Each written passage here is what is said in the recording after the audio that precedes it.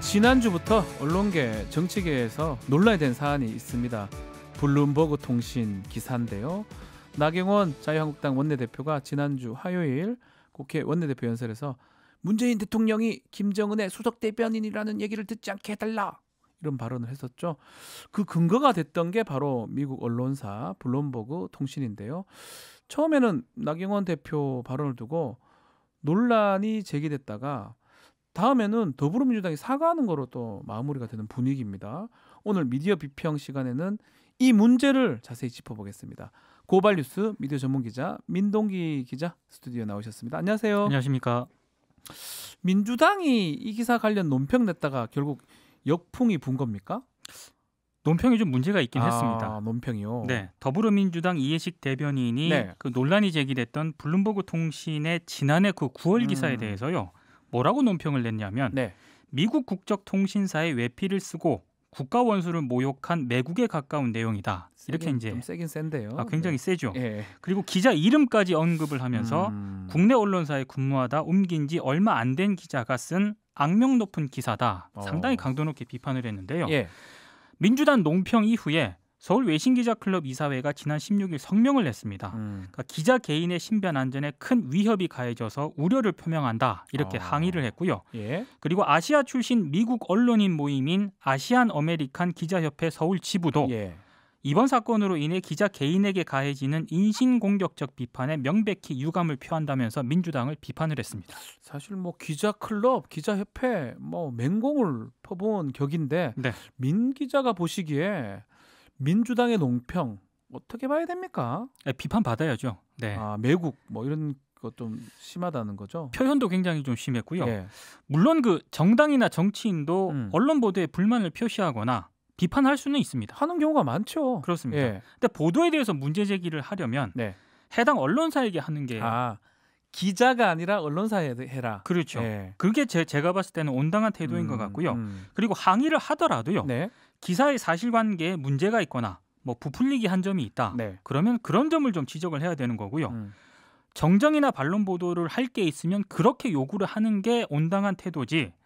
공당 아닙니까, 민주당이? 그렇죠. 공당이죠. 공당인데 기자 개인을 언급을 하면서 어찌 보면 좀 인신공격에 해당할 수 있는 그런 논평을 냈다는 것 자체가 매국이란 단어. 그렇습니다. 예. 상당히 좀 논란의 여지가 있는 것 같고요. 네. 이해식 대변인이 사과를 했거든요. 아마 이 사과를 한 것도 이런 점을 감안한 것으로 보이는데요. 매국에 가까운 내용이라는 표현을 동원을 한 것이 적절했는지는 반성의 여지가 있다고 본다. 이렇게 얘기를 했고요. 인간적으로 깊이 유감을 표하고 넓은 이해를 구한다. 이렇게 사과를 했습니다. 그냥 뭐 반성한다는 게 반성의 여지가 있다. 뭐 넓은 이해를 구한다. 유감을 표하고. 그냥 물어보는 거예요. 꼭 이렇게 막 애둘러서 표현은 하네요. 제 경험상 예. 사과는 깔끔하게 예. 100% 그냥 사과하는 게 좋습니다. 저도 그래서 이게 물어보면 잘못했다 하면 될 낀데 유감이 있을 것 같기도 하고 불편 뭐 이렇게 써져 있네요. 네. 어쨌든 간에 뭐 문제된 표현을 이해식 대변인이 삭제를 했다면 이 문제는 마무리됐다고 봐야 되는 거 아닙니까? 마무리는 됐는데 예. 제가 봤을 때 민주당 논평 외에도요. 뭐 블룸버그 통신의 보도라든가 서울 외신기자클럽 논평에도 좀 문제점이 있다고 보거든요. 그렇습니까? 그러니까 민주당 논평은 분명히 비판받을 부분이 많습니다. 예. 그런데 이번 사안이 민주당의 사과로 끝날 일인가? 저는 그건 아니라고 봅니다. 네. 그러니까 블룸버그 통신 기사에도 문제가 있었고 서울 외신기자클럽 논평에도 좀 문제가 있었다고 저는 보고 있거든요. 네. 근데 지금 마치 이번 사안 자체가 네. 민주당이 사과를 했으니까 그러면 이제 마무리가 되는 건가 보다 이렇게 생각하시는 분들이 많은데 그게 아니라는 얘기를 하려고 지금 여기에 나왔습니다. 어쩐지 민주당이 잘못한 거는 이제 그 정도로 끝나는 거고 네. 또 다른 부분까지 하나씩 짚어보자라는 게 우리 민 기자님 말씀이네요. 네네. 자, 그러면 블룸버그 통신 기사 이게 조금 가했다는 얘기도 있어요. 이 해당 기사가요. 네. 지난해 9월 26일 보도한 기사거든요. 네, 맞습니다. 그 제목이 문재인 대통령이 유엔에서 김정은의 수석 대변인의 역할을 하고 있다. 이런 제목의 기사입니다. 네. 기사 첫 문단을 보면은요. 네. 사실상의 대변인이라고 기자가 씁니다. 네. 근데 데스크에서 제목을 수석 대변인이라고 수정을 합니다. 그러니까 기자는 스포크스맨이라고 썼는데 네. 데스크가 탑 스포크스맨. 네, 탑을 붙여버립니다. 그러네요. 그러니까 제목을 더 세게 이제 바꿨다는 그런 얘기인데요. 저는 제목을 바꿀 수는 있다고 보거든요. 그렇죠. 근데 문제는 네. 이 기사 원문에서 해당 제목의 출처라든가 근거를 찾기가 어렵다는 그런 점입니다. 그 오히려 기사를 보면은요. 코리아 소사이어티 정책 선임 연구원이 네. 문재인 대통령을 언급을 하면서 나는 김정은 대변인이라고 생각하지 않는다. 차라리 양자 간의 합의에 이를 수 있도록 피로를 절감하고 있는 지도자라고 생각한다.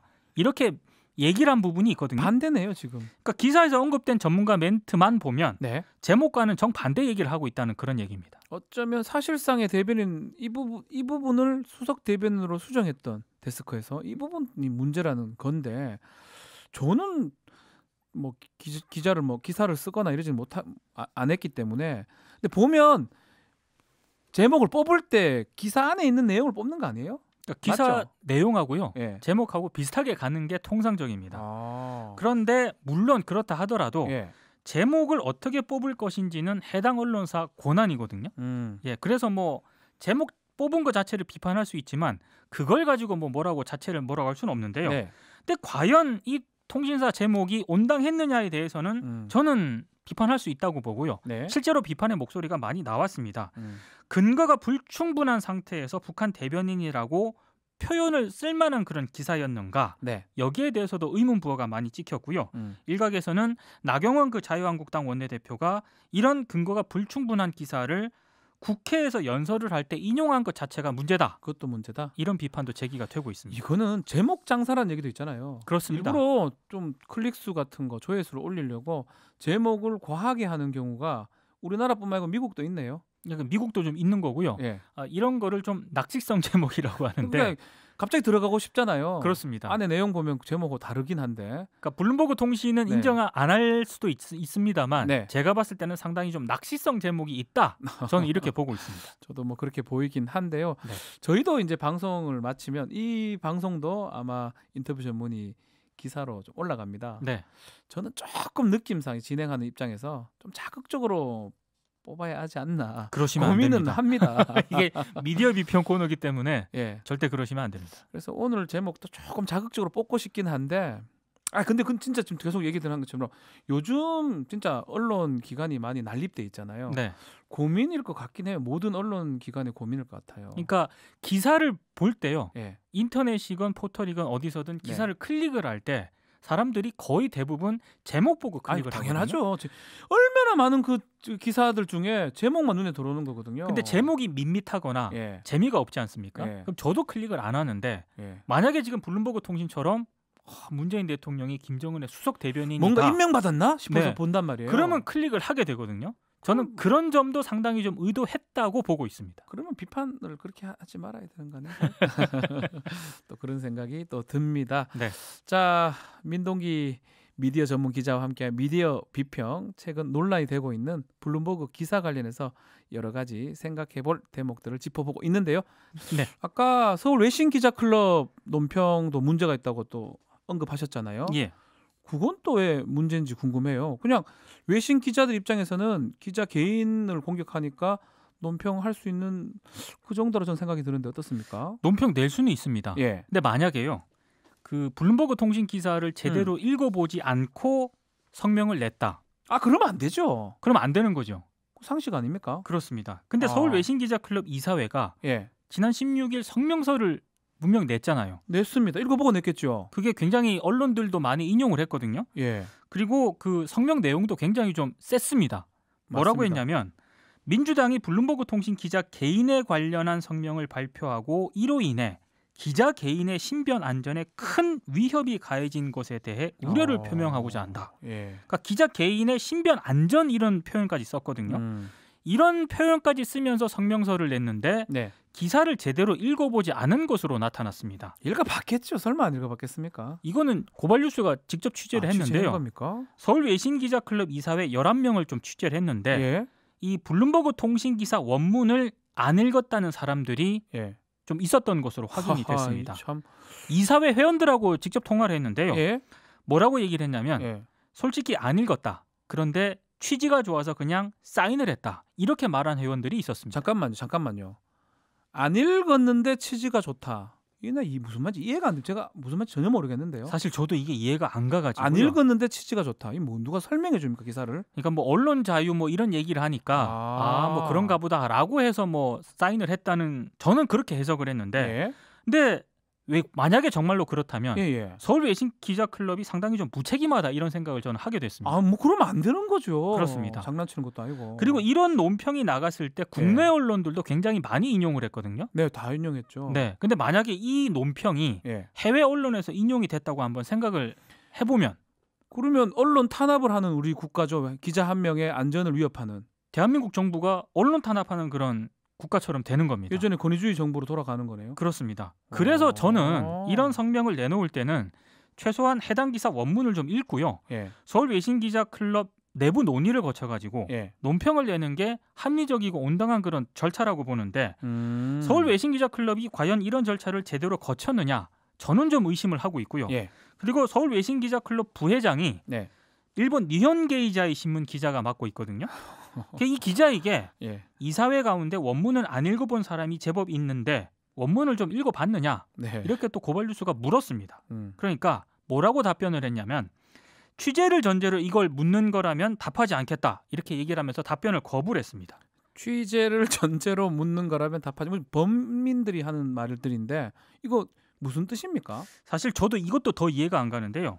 서울 외신기자클럽 부회장을 맡고 있다면 네. 그리고 공식적으로 본인들이 논평을 내지 않았습니까? 네. 근데 논평을 낸다면 논평과 관련해서 취재를 기자가 한 건데 여기에 대해서 합당하게 좀 답할 의무가 저는 있다고 보거든요. 이건 너무나 당연한 건데요. 근데 더더구나 예. 블룸버그 통신 기사를 읽어보지도 않고 논평을 냈다는 그런 의혹이 제기된 상황이기 때문에 네. 저는 부회장을 맡고 있다면 더더욱 기자의 취재에 응해야 된다라고 생각을 하는데 예. 취재를 전제로 묻는 거라면 답을 하지 않겠다. 저도 기자지만 이건 상식적으로 납득이 잘 되지 않는 그런 부분이고요. 네. 상당히 좀 무책임한 태도라고 생각을 합니다. 이야. 그리고 참고로 예. 서울 외신기자클럽 이사회는 회장단 3명, 예. 8명의 이사 등 모두 11명으로 구성이 되어 있는데 짱짱해요. AFP, 니혼게이자이, 중국 CCTV, 영국 BBC, 일본 NHK 이런 회원사들이 좀 가입이 되어 있거든요. 네. 그런데 여기서 이렇게 기사 원문도 제대로 읽어보지 않고 이런 논평을 냈다. 저로서는 좀 납득하기가 힘듭니다. 보통 외신 기자다고 하면 신뢰가 대단하잖아요. 굉장하죠. 그럼 외신 기자가 하면 다 맞다고 생각하는데요. 일단 저부터도 예. 영국 BBC, 좀 떨려요. 그렇죠. 그분들이 거짓말합니까? 네. 뭐 일본 NHK, 아유. AFP 이런 네. 데서 어떤 논평을 냈다. 다 맞다고 생각하죠. 그러면 그 전에서는. 좀 낼만하다라고 생각을 하는데 네. 반드시 그런 건 아니다라는 게 저는 이번 취재를 통해서 확인이 될 것 같습니다. 중보고 취지 좋으니까 사인했다. 좀 이렇게 얘기한 거네요. 예. 자, 얘기를 듣고 보니까요. 블룸버그 통신 기사도 좀 문제고 또 민주당도 문제고 서울 외신기자클럽 논평도 문제가 있다. 이렇게 얘기해도 됩니까? 네, 저는 그런 생각이 좀 듭니다.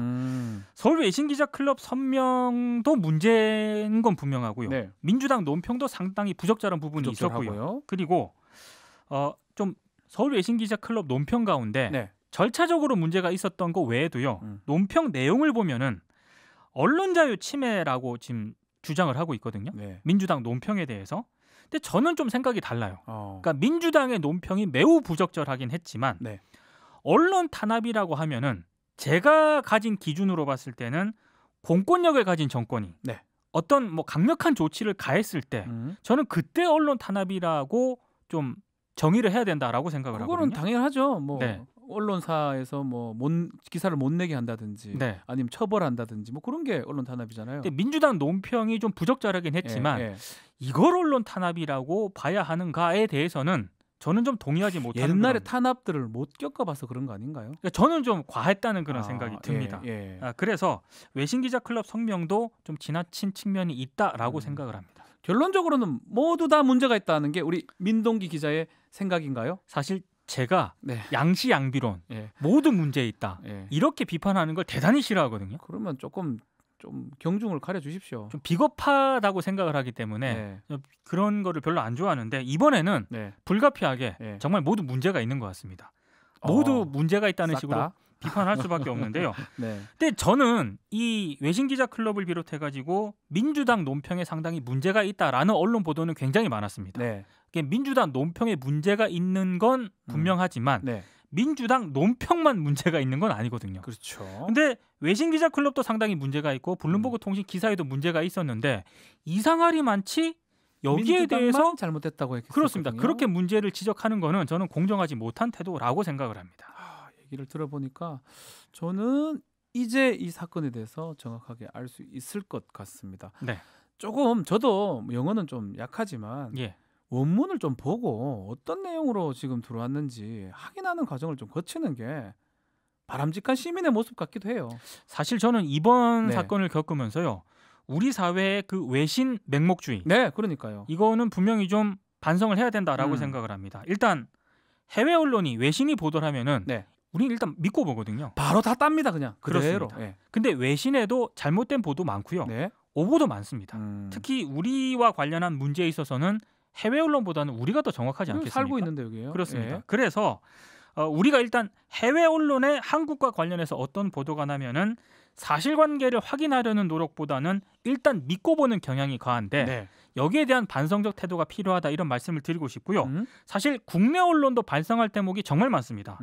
해외 언론에 어떤 기사가 나지 않습니까? 네. 그러면 일단 인용 보도합니다. BBC에 의하면 예. 쓰죠. 근데 인용 보도하기 전에요. 네. 체크할 건 없는지, 사실관계 따져볼 건 없는지 이런 어떤 태도가 분명히 필요하다고 보거든요. 그렇죠. 그렇습니다. 그래서 맞습니다. 외신에 대한 맹목적 믿음에서 자유로워질 필요가 있다. 이런 말씀을 꼭 드리고 싶습니다. 자, 외신이라고 무조건 믿을 게 아니라 그 속 내용을 따져보면서 치사 선택할 수 있는 능력. 뭐 기자뿐만 아니고 언론사뿐만 아니고 모든 국민이 좀 필요한 게 아닌가 생각이 듭니다. 미디어 비평 지금까지 민동기 고발뉴스 미디어 전문 기자와 함께했습니다. 감사합니다. 고맙습니다. 박지훈의 세계는 그리고 우리는 박지훈의 세계는 그리고 우리는 모두를 위한 쉽고 맛있는 시사 MBC가 드리는 저녁 시사 세계는 그리고 우리는 평일 저녁 6시부터 8시까지 박지훈